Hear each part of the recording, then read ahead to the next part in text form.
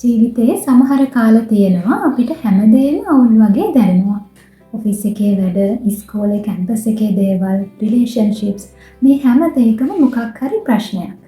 මේ වගේ දැනෙන වෙලාවට කොලයක් අරගෙන ඔයාලට මේ අවුල් කියලා හිතෙන දේවල් කෙටියෙන් ලිස්ට් එකක් විදිහට ලියාගෙන යන්න.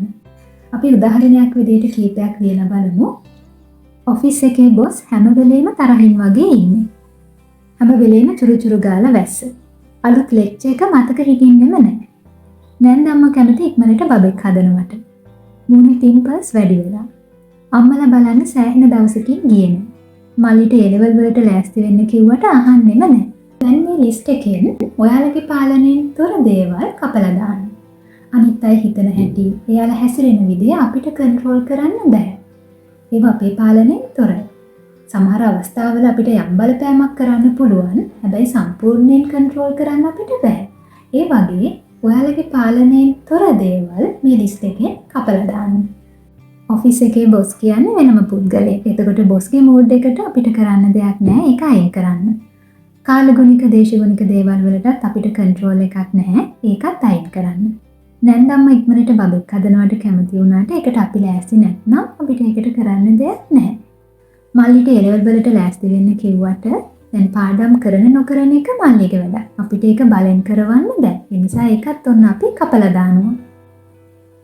දැන් මේ කපලා දාපු දේවල් වලට ඔයාලගේ පැත්තෙන් වෙන්න දෙයක් තියෙනවා නම් ඒක එතන ඉස්සරහින් ලියන්න. උදාහරණයක් විදිහට බොස් ඔයාලත් එක්ක ටිකක් තරහින් වගේ ඉන්නේ හැමදාම පරක් වෙලා වැඩට යන හින්දා නම් වෙලාවට වැඩට යන්න අපි පිළිවෙලක් හදාගන්න ඕනේ. එහෙනම් වෙලාවට වැඩට යන්න ඕනේ කියලා ඒක කෙටියෙන් අර කපපු තැනින් ලියන්න. හැබැයි සාමාන්‍යයෙන් බොස් හැමෝත් එක්කම ග්‍රම්පි මූඩ් එකක නම් ඉන්නේ. ඒකට අපිට කරන්න දෙයක් නැහැ. ඒක අපේ ඇඟට දාගන්න අවශ්‍ය නැහැ. දැන් බලන්න මේ ලිස්ට් එකේ ප්‍රශ්න කීපයක් ඉතුරු වෙලා තියෙනවා. දැන් මේ ඉතුරු වෙලා තියෙන ප්‍රශ්න විසඳ ගන්න ඒ වෙනුවෙන් ඔයාලට කරන්න පුළුවන් දේවල් ඒ අදාළ ප්‍රශ්නය ළඟින්ම ඉස්සරහින් ලියාගෙන යන්න.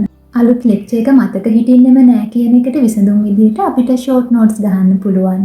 යාළුවෙක්ගෙන් කුප්පියක් දාගන්න පුළුවන්. ඒකේ තියෙන රූප සටහන් ටික බිත්තිය අලව ගන්න පුළුවන්.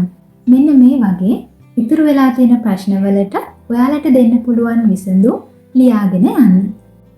දැන් ඔයාලා මේ ප්‍රශ්න වලට ලියව විසඳුම් එකින් එක ටයිම් ලයින් එකක් තියාගෙන කරගෙන යන්න. මේ ප්‍රශ්න ටික ඔක්කොම කොලයකට ගත්ත ගමන්මත් ඔයාලගේ ඔළුවේ බර සෑහෙන්න අඩු වෙනවා වගේ දැනෙයි. ඊළඟට මේ විසඳුම් ක්‍රියාත්මක කරගෙන යනකොට දන්නේම නැතුව මේ ප්‍රශ්න ටිකත් ඔක්කොම විසඳිලා තියෙයි. හැබැයි ඔයාලට හැන්ඩල් කරගන්න බැරි තැනක් තියෙනවා නම් මේ දේවල් කරන්න මොටිවේෂන් එකක් නැත්නම් කවුන්සලර් කෙනෙක්ට, සයිකොලොජිස්ට් කෙනෙක්ට කතා කරන්න එයාලගේ සහයෝගය ඇතුව වැඩ ටික කරගෙන යන්න. එහෙනම් තව දවසක හම්බ වෙනකන් ඔයාලා හැමෝටම සුබ දවසක්.